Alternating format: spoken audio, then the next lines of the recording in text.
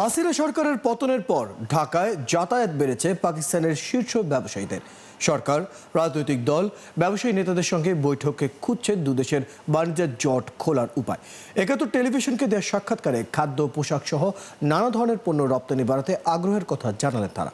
সম্পর্ক জোরদারে ৭১-এর গণহত্যার জন্য ক্ষমা চাইতে রাজনৈতিক নেতৃত্বকে প্রভাবিত করার কথাও জানান পাকিস্তানি ব্যবসায়ীরা।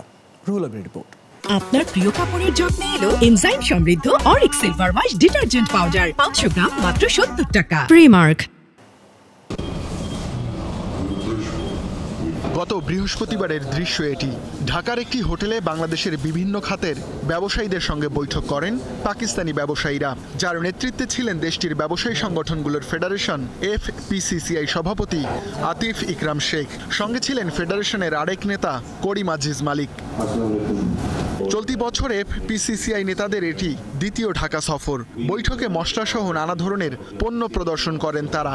আলোচনা হয় রপ্তানি বাড়ানোর উপায় নিয়ে। ভিসা সহ নানা ধরনের সমস্যার মুখোমুখি হচ্ছি আমরা। আমাদের দুই দেশের সরকার এসব সমস্যা সমাধানে কাজ করছে। বাংলাদেশ ও পাকিস্তানের বাণিজ্যের পরিমাণ অতি সামান্য। এটা অন্তত $5 বিলিয়ন হওয়া উচিত, কারণ আমাদের জনসংখ্যা অনেক।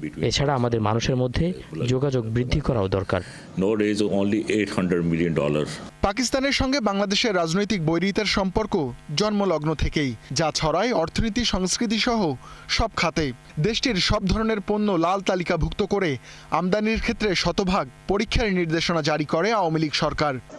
রাজনৈতিক বৈরিতার জেরে দ্বিপাক্ষিক বাণিজ্য সীমিত করার এমন নজির কমই আছে।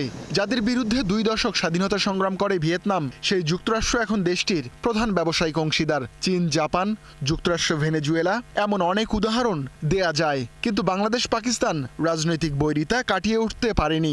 আর এর অন্যতম কারণ ৭১-এর গণহত্যার মীমাংসা না হওয়া। It's a political issue.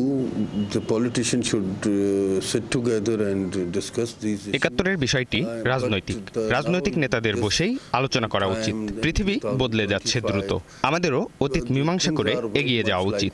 এই বিষয়টি আমরা সরকারের কাছে তুলে ধরব।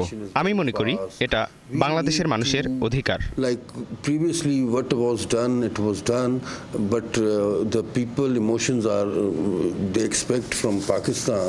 পাকিস্তানি পোশাক, মশলা, ইলেকট্রনিক্স সহ নানা ধরনের পণ্যের চাহিদা আছে ঢাকায়। তেমনি কেমিক্যাল সহ কিছু পণ্য বাংলাদেশও রপ্তানি করে। 2023 সালে দুদেশের মোট বাণিজ্যের পরিমাণ $৭১ কোটি, যার পুরোটাই পাকিস্তানের অনুকূলে। রুহুল আমিন, ৭১, ঢাকা।